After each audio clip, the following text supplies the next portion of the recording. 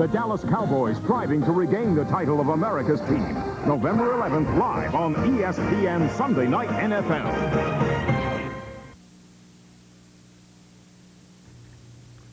Last year, the Green Bay Packers won legions of fans all over the country. We were even calling them, some of us were, America's team by the way they kept coming back and winning late. One game which they made a great comeback but didn't win was against the Rams. They trailed 31-7 at the half, rallied only to lose 41-38. But all that magic was with the magic man, Don Majkowski.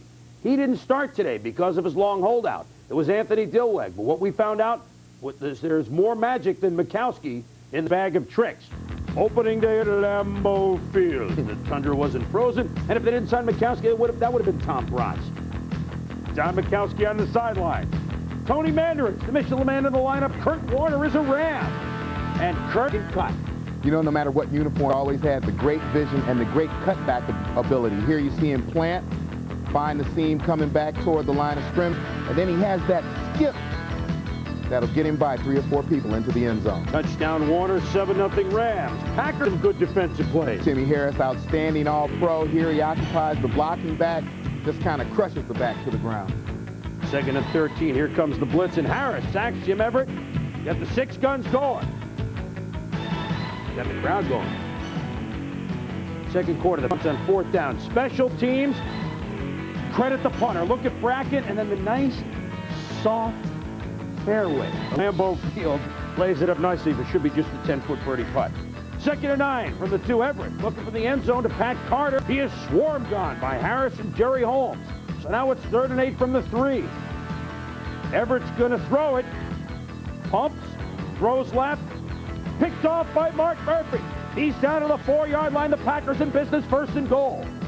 Next play, the young man from Duke, Anthony Dilweg, getting the start. 2nd year, play action, half roll. Go west, young man. Go west to Ed West, the tight end. Now we're tied at 7. When the Packers leading 10-7 at the 2-minute warning, here come the fireworks. Everett looking deep. They call him Flipper. Flipper, it's 40 yards. Flipper Anderson, a touchdown. 14-10 the Rams. Does the Pack roll up? No way. There's Flipper's numbers. There's Everett's numbers. 340-yard day, but at times didn't look like the Jim Everett we've come to love the last couple years. Dilweg from the shotgun to the mercurial Jeff Query. Touchdown. Pack comes back 17-14 Pack at the half. We talked about Tony Mandarich. Tommy, how'd he do? We'll have to start talking about improvement of Tony Mandarich. His feet are better. You see he can get his hands on people. And here when it's run blocking, he's always been a great run blocker with his size and strength. Yeah, and you know it says, thank you, Vince Workman, my way back to you, babe. On this big run, it's 31 yards. With a burning love inside. Look at him churn it up. With a 20-17 Pack. Dilweg. Workman with protection. He goes west again, young man. Ed West, 2nd touchdown, 7 yards. The Pack lead at 20-17. Turnovers killed the Rams on this afternoon. Everett to Henry Eller. Mark Lee strips him of the ball. Jerry Holmes, I think he's played in every league but the Whipple, makes the recovery. Everett to Eller again. It's a fumble. And again, it's that man, Jerry Holmes.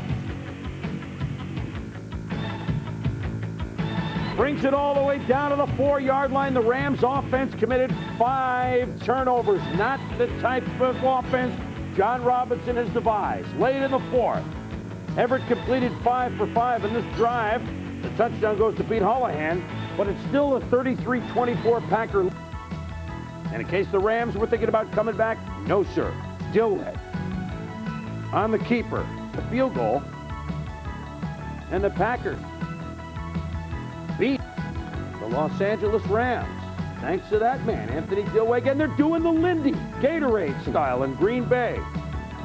The Packers beat the Rams by the count of 36-24, an impressive win for the Green Bay Packers, and not an impressive by the Los Angeles Rams, but Green Bay, it's not just a magic man.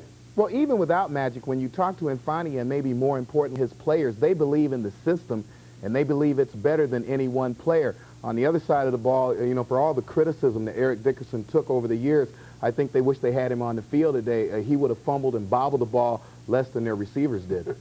Well, I think they would have loved to have him on the field playing for the Packers. He might have laid the ball down a couple of times, giving the Rams some opportunity to stay in the game.